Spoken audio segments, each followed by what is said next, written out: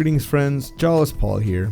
Whether you are new to Hades or you are trying to finish the game with 500 heat, the game can be a punishing experience. I can't improve your gameplay mechanics, but here are 5 ways that you can be successful in Hades now that we have had several large game-changing updates. The largest patch we have had thus far is the Beefy update, which added a new biome, Elysium, as well as new boons, an updated dash, a new major boss fight, and several other minor changes. Additionally, a new keepsake was introduced, the broken spear point, which grants brief invulnerability after taking damage. Fast forward a month and we received the high speed update, which introduced Hermes, a god whose boons focus on increasing speed to movement and abilities and adds dodge chance. Hermes' keepsake is the lambent plume, which provides more dodge and movement speed for each room that Zagreus clears in under 30 seconds. Like the pierced butterfly, the buff stacks and remains only as long as you have the plume equipped. With that explanation out of the way, let's look at 5 tips to help you get to that pesky Minotaur and Theseus.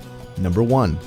Prioritize a boon that will do consistent damage to Theseus. Theseus himself, along with some of the enemies in Elysium, have shields which completely block damage dealt from the front. What this means is that you need to either hit only from the sides or from behind, or to focus on gaining some kind of pierce effect using hammers. This can be difficult as you only get 2 hammers a run and you can't predict what they will be. The other kinds of damage that aren't negated by shields are Dionysus' blight damage, Ares' doom damage and blade rifts, lightning strikes, and area of effect damage.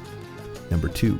Find a primary source of damage and leverage it with boons, hammer upgrades, and pomegranates. I mentioned this in my previous video with tips for Hades. You may set out on your run with a specific type of damage in mind, but it's important to be flexible, and when you see that epic Aphrodite boon that buffs the weapon special that you never use, take it and switch your playstyle. 3. Use the new Hermes boons that will impact your damage and survivability. The great thing about Hermes boons is that they stack with other boons for a specific damage type or ability.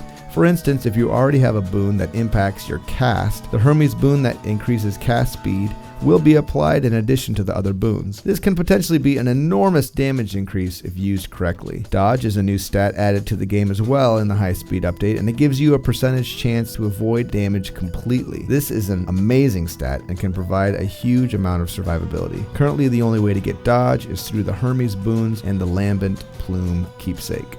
Number 4. Speaking of the lambent plume keepsake, use the plume and pierced butterfly for the full run or not at all.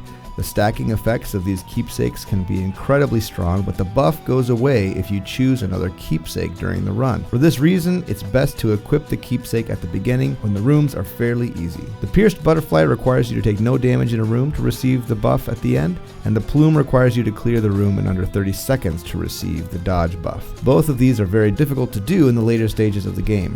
My advice is to equip it at the beginning, and if you have a decent number of stacks, hold on to it for the rest of the run. If not, ditch it for another keepsake. Number 5. Take Chaos Gates early for potential huge power swings. The boons that Chaos provides can be game-changing in scope. They cost health, and the boon has a negative that must be endured for a short period of time in order to gain a buff that lasts the rest of the run, and these buffs are very strong. The best time to take these are at the beginning of each of the biomes. Don't get stuck fighting the Hydra when you take damage while dodging. It will not go well for you. What do you think about these tips? What are some tips that you have found that increase your success in Hades?